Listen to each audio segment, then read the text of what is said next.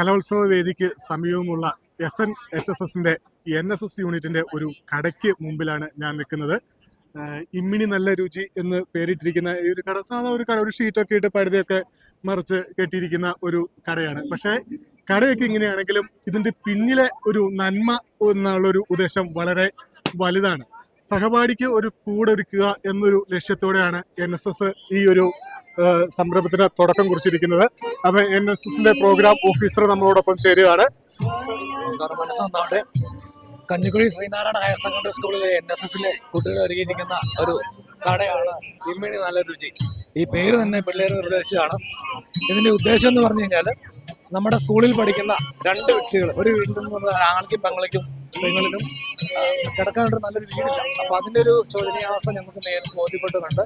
ഞങ്ങൾ അവരെ സഹായിക്കാനായിട്ട് എത്രമാത്രം എങ്ങനെയൊക്കെ ചെയ്യാൻ പറ്റും ഞങ്ങൾക്കൊരു ഐഡിയ ഒന്നുമില്ല. എങ്കിൽ തന്നെയും കയറി കിടക്കാനൊരു വീട് എന്ന വലിയൊരു സ്വപ്നം, എല്ലാവരുടെയും സ്വപ്നം നമ്മളെ കൊണ്ടാവുന്ന രീതിയിൽ പൂർത്തീകരിക്കാനാണ് ഞങ്ങൾ ശ്രമിക്കുന്നത്. അപ്പോൾ ആ കാര്യങ്ങൾ കുട്ടികളോട് പറഞ്ഞപ്പോൾ തന്നെ അവർ വളരെ സജീവമായിട്ട് മുന്നോട്ട് വരികയും സാധാരണ എന്തെങ്കിലും ചെയ്യണം. അപ്പോൾ കൃത്യമായിട്ട് നമുക്കൊരു ജില്ലാ കലോത്സവം നമ്മുടെ സ്കൂളിൽ വേദി ഒരുങ്ങുകയും ചെയ്തു. അപ്പോൾ ഈ സാഹചര്യത്തിൽ നമുക്ക് ഈ ഒരു കട എന്ന ആശയം കുട്ടികൾ തന്നെ മുന്നോട്ട് വന്നു. അപ്പം ഞാൻ പറഞ്ഞു, നമുക്ക് എന്ത് ചെയ്യണം? അവർ തന്നെ പറഞ്ഞു, നമുക്കൊരു ഐസ്ക്രീം സ്റ്റാൾ ഇടാം, അല്ലെങ്കിൽ നമുക്ക് ഒരു ടീ സ്റ്റാൾ ഇടാം. അപ്പം അതിൽ നിന്ന് കിട്ടുന്ന വരുമാനം സാറേ എത്ര ചെറുതാണെങ്കിലും നമുക്ക് എന്തെങ്കിലുമൊക്കെ ചെയ്യാം എന്നൊരു ആത്മവിശ്വാസം കുട്ടികൾ നമുക്ക് തരികയും തീർച്ചയായിട്ടും നമ്മളെ കൊണ്ടാവുന്ന രീതിയിൽ നമ്മളെ കട സജ്ജീകരിക്കുകയും ചെയ്തു. അപ്പോൾ ഈ കടയിൽ നോക്കിയാൽ നമുക്കറിയാം, കുട്ടികളാണ് എല്ലാം തന്നെ ഇങ്ങനെ ഡെക്കറേഷനും കാര്യങ്ങളും ഈ ക്രിയേറ്റീവ് ആയിട്ടുള്ള ആർട്ട് വർക്കുകളും എല്ലാം തന്നെ ഇക്കോ ഫ്രണ്ട്ലി ആയിട്ട് പേപ്പർ പ്രൊഡക്റ്റ് കൊണ്ടും ഈ നെയിം ബോർഡ് തന്നെ നമ്മളുടെ പാഴ്വസ്തുക്കൾ, നമ്മുടെ സ്കൂളിൽ ഉണ്ടായിട്ടുള്ള ആവശ്യമില്ലാത്ത സാധനങ്ങളെല്ലാം ശേഖരിച്ച് അവർ തന്നെ പെയിന്റ് ചെയ്ത് തയ്യാറാക്കിയിട്ടുള്ള കാര്യങ്ങളൊക്കെയാണ്. 100% നമ്മൾ ഗ്രീൻ പ്രോട്ടോകോളുകളൊക്കെ പാലിച്ചുകൊണ്ട് വളരെ ഹൈജീനിക് ആയിട്ടാണ് ഈ കുട്ടികൾ ചെയ്യുന്നത്. 1ാം വർഷം 2ാം വർഷം വോളണ്ടിയേഴ്സാണ് കടയുടെ ചാർജുകളെല്ലാം വരുന്നത്. മാത്രമല്ല, ഈ കലോത്സവ വേദികളുടെ ഗ്രീൻ പ്രോട്ടോകോളിന്റെ ചാർജുകളെല്ലാം തന്നെ മെയിൻറ്റെയിൻ ചെയ്തു. നമ്മളുടെ 100 വരുന്ന NSS വോളണ്ടിയേഴ്സ് തന്നെയാണ്. രാവിലെ 7 മണിക്ക് നമ്മൾ ഇവിടെ ക്ലീനിങ്ങിനോടുകൂടി ആരംഭിച്ച് വൈകുന്നേരം ഒരു 8 മണിയോടുകൂടി കടയുടെ പ്രവർത്തനം അവസാനിപ്പിച്ചാണ് ഈ കഴിഞ്ഞ 3 ദിവസങ്ങൾ നമ്മൾ മുന്നോട്ട് പോയിക്കൊണ്ടിരിക്കുന്നത്. എന്തായാലും തീർച്ചയായും കലോത്സവം കഴിഞ്ഞതിന് ശേഷവും ഇതുമായി ബന്ധപ്പെട്ട ക്ലീനിങ് കാര്യങ്ങളെല്ലാം ഞങ്ങൾ ഭംഗിയായിട്ട് നടത്താൻ തന്നെയാണ് തീരുമാനിച്ചിരിക്കുന്നത്. മുൻ വർഷങ്ങളിലും മാതൃകാപരമായിട്ടുള്ള കാര്യങ്ങളൊക്കെ തന്നെയാണ് ഞങ്ങൾ ചെയ്തിട്ടുള്ളത്. കാരണം NSS നമ്മുടെ സ്കൂളിൽ ആരംഭിച്ച വർഷം തന്നെ ഇവിടെ വീടില്ലാത്ത ഒരു കുടുംബത്തിന് ഞങ്ങളൊരു വീട് നിർമ്മിച്ചു കൊടുക്കുകയും അന്ന് ഏതാണ്ട് ഒരു 5 ലക്ഷത്തോളം രൂപ ഞങ്ങൾ ശേഖരിച്ച് വീട് നിർമ്മിച്ചു കൊടുത്ത് വലിയ സത്കർമ്മം ഞങ്ങൾ ചെയ്യുകയുണ്ടായി. പിന്നീട് പല ചലഞ്ചുകൾ ഞങ്ങളുടെ സ്കൂളിൽ നടത്തുകയുണ്ടായി. കഴിഞ്ഞ വർഷം ഹൃദയം മാറ്റിവെക്കുന്ന ഒരു കേസിന് വേണ്ടിയിട്ട് ഞങ്ങൾ 3.5 ലക്ഷം രൂപയുടെ ബിരിയാണി ചലഞ്ച് നടത്തുകയും അതിൽ കിട്ടിയ 1,80,000 രൂപ ഞങ്ങൾ അതിന്റെ കുടുംബാംഗങ്ങൾക്ക് ആ ചികിത്സാ നിധിയിലേക്ക് സംഭാവന ചെയ്യുകയുണ്ടായി. ഈ വർഷവും ഞങ്ങൾ ഐസ്ക്രീം ചലഞ്ച് പോലൊരു ചലഞ്ച് നടത്തി. നമ്മൾ റോഡ് സൈഡിൽ ഏതാനും റോഡ് സേഫ്റ്റി മുറികൾ സ്ഥാപിക്കുവാനും നമ്മളെ കൊണ്ട് സാധിച്ചിട്ടുണ്ട്. എന്തായാലും കുട്ടികളെ സേവന സന്നദ്ധരായി കുട്ടികളെ സാമൂഹ്യ സേവന രംഗത്തേക്ക് എത്തിക്കുക എന്നുള്ളൊരു വലിയ കടമയാണ് നമ്മുടെ സ്കൂളിലെ NSS മുൻ വർഷങ്ങളിലും ഈ വർഷങ്ങളെല്ലാം ചെയ്യുന്നത്. തീർച്ചയായിട്ടും ഇങ്ങനെയൊരു പ്രോഗ്രാം കണ്ടക്ട് ചെയ്തതിൽ ഞങ്ങൾക്ക് വലിയ സന്തോഷമുണ്ട്. ആളുകളുടെ സഹായം സഹകരണമൊക്കെ വളരെയധികം ഇങ്ങനൊരു ഉദ്ദേശ ലക്ഷ്യം ആണെന്ന് അറിഞ്ഞപ്പോൾ ചെയ്യുന്നുണ്ട്. അപ്പോൾ പലരും ഞങ്ങൾക്ക് ഉൽപ്പന്നങ്ങളുടെ പൈസ കൂടാതെ തന്നെ എക്സ്ട്രാ പൈസ നിങ്ങൾ നല്ലൊരു കാര്യത്തിന് വേണ്ടിയാണെന്ന് അറിഞ്ഞപ്പോഴത്തേക്കും കൂടുതൽ പൈസ ഇവിടെ ഞങ്ങൾക്ക് എക്സ്ട്രാ തരുന്നുണ്ട്. അതും കുട്ടികൾ സന്തോഷത്തോടെ കാര്യങ്ങളൊക്കെ ചെയ്യുന്നുണ്ട്. എല്ലാ കാര്യങ്ങളും കുട്ടികൾ തന്നെയാണ് അതിൻ്റെ ഓർഡർ കൊടുക്കുന്നതും. ഈ പ്രോഡക്റ്റ്സ് എല്ലാം തന്നെ കുട്ടികളുടെ വീട്ടിൽ തന്നെ അവരുടെ പേരൻസ് ഉണ്ടാക്കി കൊണ്ടുവരുന്ന എല്ലാ ഉൽപ്പന്നങ്ങളാണ്, സ്നാക്സുകളെല്ലാം തന്നെ ഉള്ളത്. അതുപോലെ തന്നെ കണക്കുകളും കാര്യങ്ങളും എല്ലാം തന്നെ ക്ലോസ് ചെയ്ത് കൃത്യമായി രേഖപ്പെടുത്തി ചെയ്യുന്നതെല്ലാം നമ്മുടെ യൂണിറ്റിലെ കുട്ടികളൊക്കെ തന്നെയാണ്. അപ്പോൾ എന്തായാലും പൊതുവിപണിയേക്കാൾ എന്തെങ്കിലും വില വ്യത്യാസം നമ്മൾ മറ്റു കടക്കാർക്ക് ഒരു ഉപദ്രവമാവാത്ത രീതിയിൽ അവർ കൊടുക്കുന്ന അതേ വിലയിൽ തന്നെയാണ് നമ്മൾ സാധനങ്ങൾ കൊടുക്കുന്നത്. ക്വാളിറ്റി 100% നമ്മൾ ഉറപ്പാക്കുന്നുണ്ട്. കാരണം നമ്മൾ വീടുകളിൽ തന്നെയുള്ള പ്രോഡക്റ്റുകളായതുകൊണ്ട് തന്നെ മറ്റു രീതിയിലുള്ള യാതൊരു പ്രശ്നങ്ങളും ഉണ്ടാവില്ല എന്നുള്ള വിശ്വാസമാണ് ഞങ്ങൾക്ക് ഇതിന്റെ പുറകിലുള്ളത്. അതോടൊപ്പം തന്നെ നമ്മളെ ഇതിനുള്ള സാധനങ്ങളൊക്കെ സംഘടിപ്പിച്ചതും അറേഞ്ച് ചെയ്തൊക്കെ എല്ലാം കുട്ടികൾ തന്നെയാണ്.